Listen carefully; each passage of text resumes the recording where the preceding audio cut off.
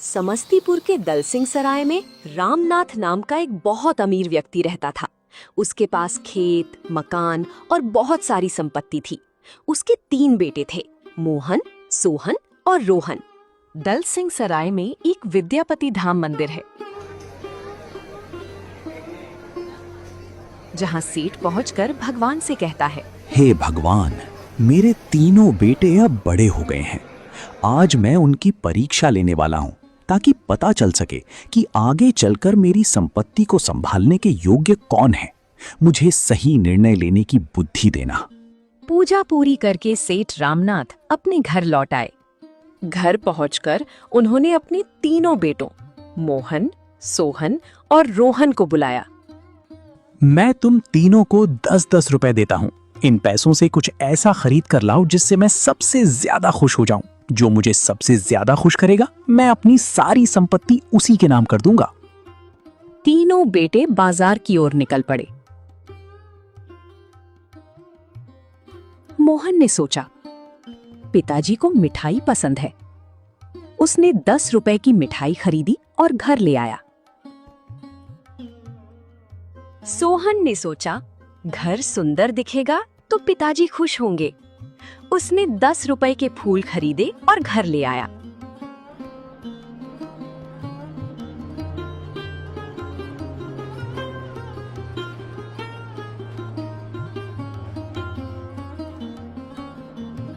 रोहन बाजार जा रहा था, तभी उसने सड़क किनारे एक बूढ़े आदमी को बैठा देखा।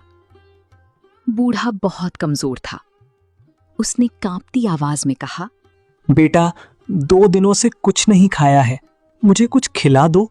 रोहन कुछ देर सोचता रहा।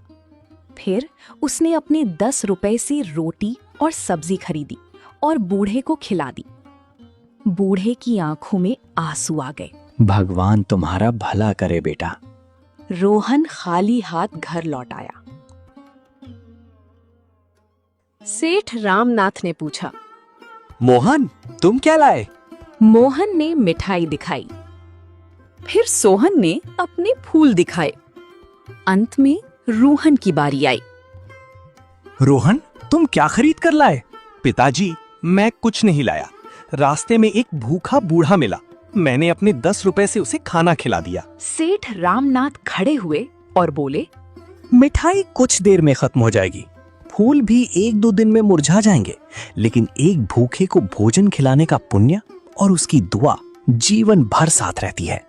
जिसे लोगों का दर्द समझ आता है, वही धन का सही उपयोग कर सकता है। संपत्ति संभालने वाला वो नहीं होता जो धन खर्च करना जानता है, बल्कि वो होता है जो इंसानियत की कीमत समझता है। सेठ ने अपनी संपत्ति रोहन के नाम कर दी और तीनों बेटों को प्रेम से रहने की सीख दी।